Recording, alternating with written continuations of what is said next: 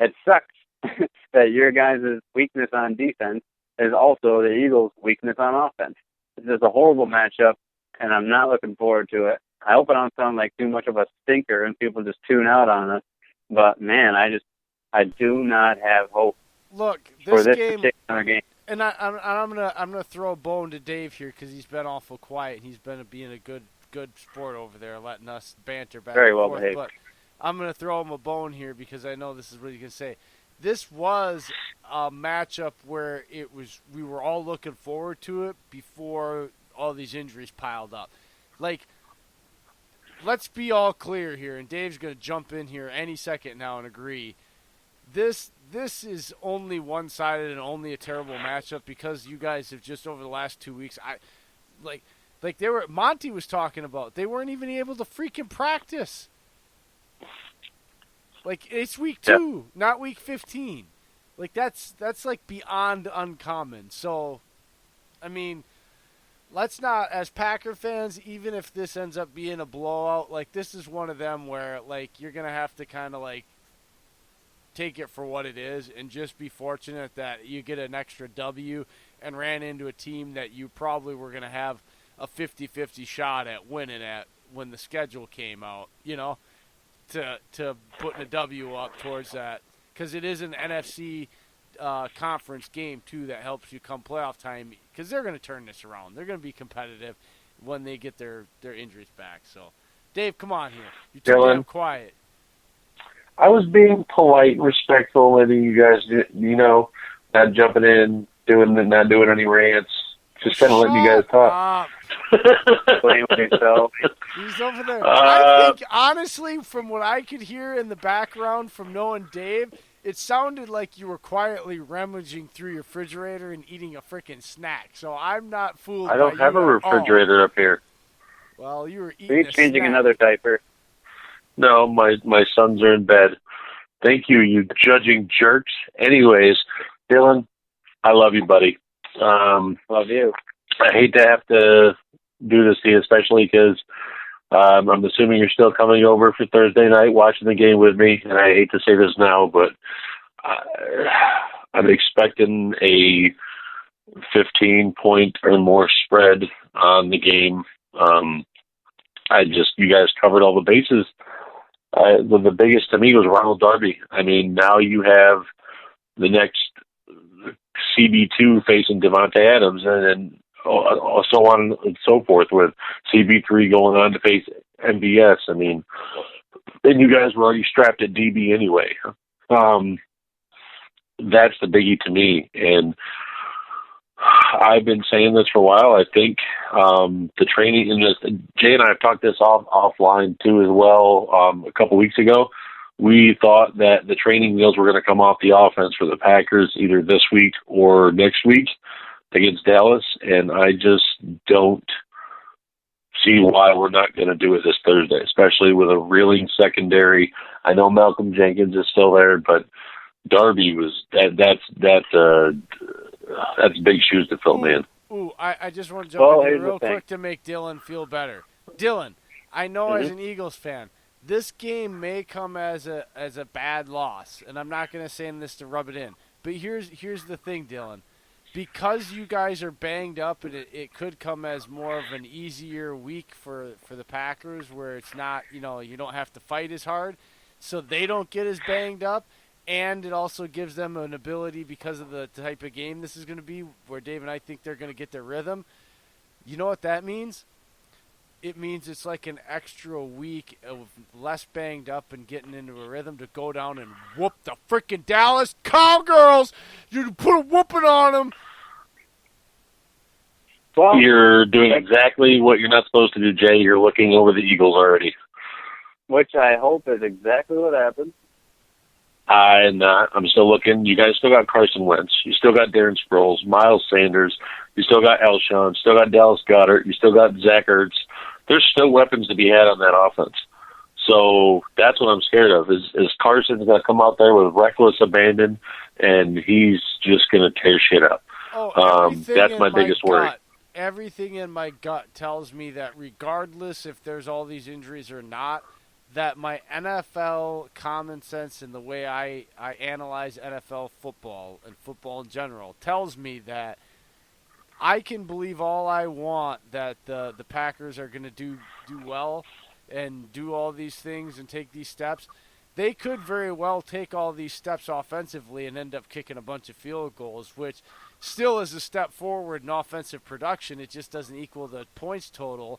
So we could still both be right, Dave, and still not end up with a points total, because pro football teams very rarely have one game in a season where they have that many drops, regardless of who's injured, and very rarely have games, even regardless who's injured, where their defensive front that isn't all injured performs so poorly that it can't, do anything. So there's a lot of things, Dave, I hope you agree with me, that scream bounce back week for the Eagles that make this into a highly competitive game nobody sees because of the injury report.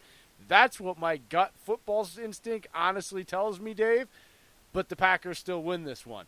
But it honestly, my football gut still tells me this could be a very ugly game that nobody expects because the Eagles and Carson Wentz come out on fire, coming up with their ass on fire, regardless of the injuries, because they're pros. And like you said, there's still talent on this team. It's just not well known and all the guys that everybody knows and loves to rave about. Well, yeah, there's something Dave knows that you don't know, and that is tomorrow, in just over a half an hour now, Eastern Standard Time, is my birthday.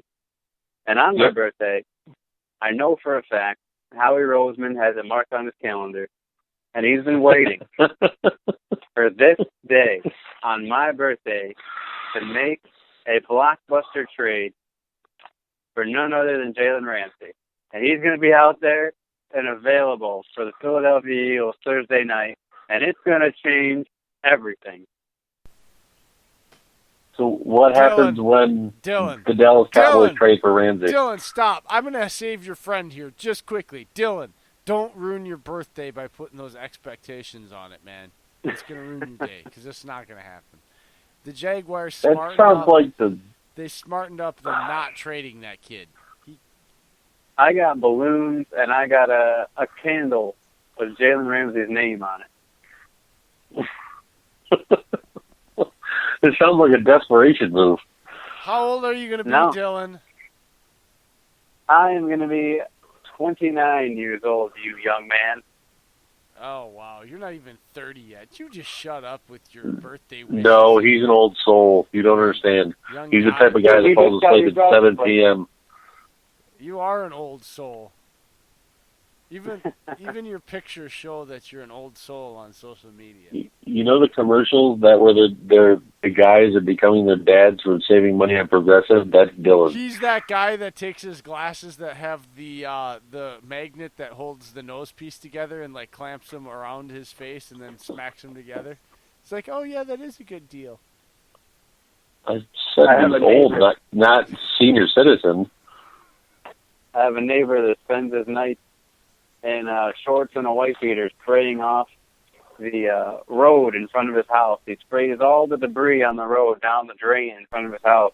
Dillon, won't be long till that. Stop staring at your reflection in your car window, man, while you're doing your nightly chores. Exactly. I have never been one to know Dillon wearing a white beater at all. Well, he just told you he does. He just said it. No, you do understand. Dillon's not no. Hey, in the UP, I survive every day with those things on under my undergarments. Hey, so Dillon, I'm going to drop a name for you. There's a guy from our hometown that wears more white beaters than you'll ever know, but his last name begins with Rice. All right, let's. That's one of Dillon's favorite people. Anyways, I guess I just pictured it in my head. Kenny Clark playing? What about Kenny Clark? Is he going to play? Yes. Kenny Clark's playing. Why wouldn't he? I know he's banged up. No. Kenny's not. They just it was a Darius Smith that hurt his knee last game, but he came back in. Yeah, and they all took rest days or took limited days because LaFleur. We have this theory, Dave. Tell him our theory, man. Why is Dillon not listening to us? I'm starting to wonder if he's really paying attention or he's just like, man, Dillon. Oh, all right, Dilly. So LaFleur is very conservative, brother. He in the preseason. That's why he didn't have any tackling drills throughout all of preseason, all of camp. I mean, he didn't want the contact for his players because he said the best way to go into a game is with a healthy roster. And he said, you'll see 15 to 20 names on the injury report every week for us, but 90% of them are rest days. He said that they're just getting rest, they're just getting healed up. He goes, there's guys that are going to have bumps and bruises. You need them to heal up. And he goes, you're not going to have those guys if you wear them down to 50% and then bump them down to 40% the next week. LaFleur is a very conservative coach, man, and it's paying off right now. Well, it's not only that, but like Dillon, it's the new age of football, and it's not that these coaches have like reinvented the wheel, but I think with the problem with like the generation right before him, the Mike McCarthy era, right, is part of their issue with that generation right before these guys is that they embraced a lot of the new stuff, like trying different stuff, different nutritional stuff, different weight, even Sean Payton. What they still won't get away from is because they came up in the previous CBA, they still can't wrap their head around the way that practices and everything are run now since 2011, the new CBA. They still haven't adjusted. And guys like what's making guys like McVay and Shanahan and LaFleur and these young guys is that they're taking what the CBA is and they're just transitioning to it. Like taking a player and having him run 7-on-7s and shit when he's got a pulled hamstring like these guys used to, and putting him on limited and having him practice part and stand on the sidelines does you no good, because you're not risking his body to help him in a Oklahoma drill so that he can be tougher and tackle better. You're literally making him run in shorts and stuff on a bad hamstring, aggravating that hamstring more to do a bunch of air drills that don't mean diddly squat when Sundays and the pads are on. And so they've basically said, like, if you're banged up, we can still have you in the classroom. We can still do the walkthroughs with you, have you limited, and not have you out there on a bad hamstring. It's not going to hurt your hamstring to be on crutches or stand on the sideline and do the walkthrough. Nobody else is really – it's like slow as hell. So you're still getting all the practice and the mental shit in that everybody else is, so you're still on the same page with the game plan and all the rest of your teammates, but your body is getting a chance to rest because there's nothing to risk these guys for. Like, there's no contact in practice at all anymore. So what the hell is the point of practicing when you're banged up? Like, you're not accomplishing anything except for prolonging your injury. That's what these next generation, I think, is figuring out. Like, you can still get all the work in, still have the game plan and everybody on the same page, and have healthier players than you would just putting them out there so that they're not on the injury report or whatever, to some other weird strategy shit that people are trying to hang on to from the old era, old CBA. Oh, yeah, it definitely obviously worked out to this point. I mean, I think week one, everyone was talking about, well, you know, all this sloppy play is due to no one playing in the preseason, and you got to get the reps, and, you know, I think the best coaches among the 32 head coaches that there are in the NFL know how to manage their players' load, like you said. Hey, guys, I got some news I want to share. I'm not trying to interrupt the preview, but I just was scrolling through Twitter while y'all were talking, waiting my turn, and something caught my eye. Apparently, a source, I'm not saying it's verified because it hasn't come from anyone verified on Twitter yet, but a source from, and I tried to make sure if it was a fake profile. It's not. It's a radio host in Minneapolis. Rumor has it that Stephon Diggs is requesting a trade to get out of Minnesota. Oh, interesting.